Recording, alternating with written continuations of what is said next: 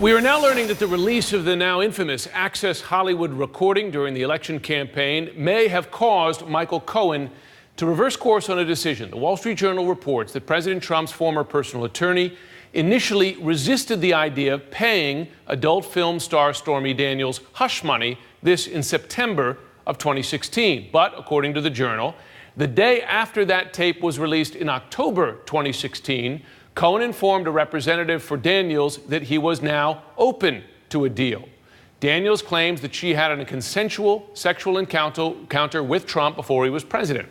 Let's bring back now Laura Coates and Glenn Kirshner. So Laura, why is that timing important to the legality of that payment? Because it shows you just how much the actual impending campaign and the election was going to be on the decision of whether or not to silence Stephanie Clifford, aka Stormy Daniels. The closer you get to that point in time where the election may have been impacted, the more you think about the campaign contributions that are made and campaign finance violations that may result if you were trying to silence somebody and it's in excess of that payment. And so the fact that before the Access Hollywood tape came out, he was not receptive to it. And then all of a sudden you had this idea of grabbing them by the proverbial P word all of a sudden makes it seem like it may not be elected, and you want to silence somebody who would give indication that he somehow was an unsavory being all the more. That's why it's so important. Okay, so Glenn, to be clear, as Laura was saying, then that money to pay off Stormy Daniels becomes a misuse of campaign funds? Is that the idea? Yeah, you know, this is really one that we have to apply just a common sense test to. Mm-hmm.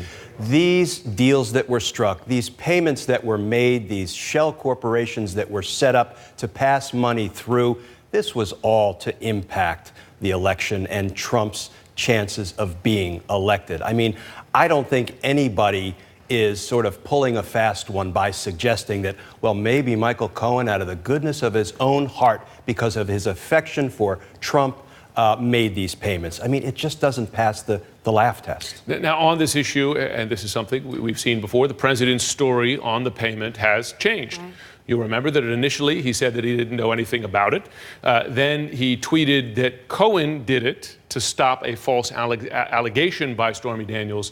And then Rudy Giuliani, the president's personal attorney, said that the president did reimburse Cohen for the payment. So, of course, the president was involved. Does that changing story, beyond what it means publicly, in a legal sense, does that matter? Yes, it goes back. Remember, this is also about the non-disclosure agreement that has a case in California right now led by Michael Avenatti, which is largely based on the idea that one of the reasons that the NDA may be, you cannot abide by it or honor it is because it may be in contravention of campaign finance laws. You cannot uphold a contract that is intending to make illegal activity under the radar. You can't do that. And so when you think about what the story is, it's changing. You think about the motivation, the intent. You think about the Air Force One comment that the president had to the press pool. You think about the fact that David Dennison signed on to it, and you have this changing story. A court of law is looking at this and saying, well, perhaps you were intending to deceive not only the public, but perhaps a court into thinking you can uphold this NDA, and that's also a problem.